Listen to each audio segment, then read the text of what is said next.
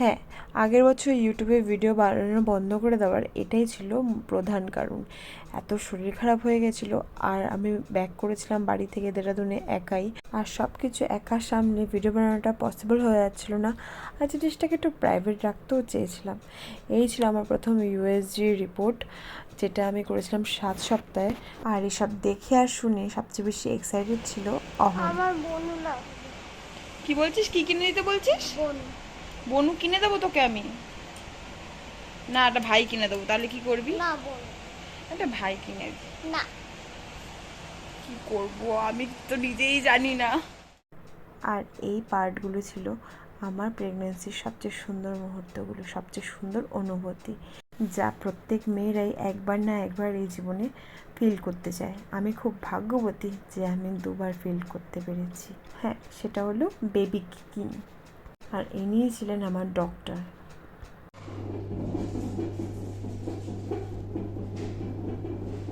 এটা আমার baby heartbeat. Pregnancy 5টা মাস আমি দেরাদুনে একাই কাটিয়েছি আমার ছেলেকে নিয়ে। আর এখন আমি লাস্ট স্টেজে চলে এসেছি। 13 জানুয়ারি আমার ডেলিভারি ডেট দেওয়া হয়। প্রথম বেবিকে রেখে অপারেশন থিয়েটারে যাওয়ার অনুভূতিটা খুবই কষ্টের। প্রেগনেন্সিতে আমি এতটা অ্যাক্টিভ ছিলাম যে অপারেশন থিয়েটারে যাওয়ার দিনকেও আমি সবার জন্য চা গরম জল করে রেখেই গেছি। পুরো প্রেগনেন্সিটা যে আমি কতটা কষ্টের মধ্যে দিয়ে গেছি সেটা তোমরা আমার গলার আওয়াজ শুনে বুঝতে পারছো।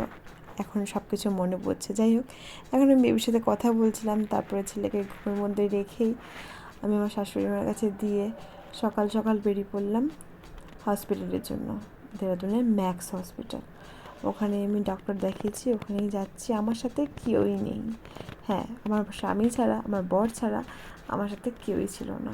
আমার জন্য এই দিনটা মানে স্মরণীয় হয়ে থাকলো, আর কিছুই না। ওই আমাকে ভর্তি করালো, তারপরে নিয়ে চলে গেলাম আমরা 3 তলায়। এই যে আমার হাতে ব্যান্ড পরিয়ে দিয়েছে, তারপরে কোনো ভিডিও নেই, কারণ ভিডিও তোলার মতো কোনো মুভমেন্টেই কেউ ছিল না। আর আমাকে অপারেশন থিয়েটারে নিয়ে যাওয়ার পরেই এই ছোট্ট মহারানী, দুষ্ট মহারানীর আগমন ঘটলো। ছোট ছোট ক্লিপ নিয়ে রেখেছিলাম বলেই আজকে ভিডিওটা পোস্ট হচ্ছে, বাকিটা পরের শর্টসে।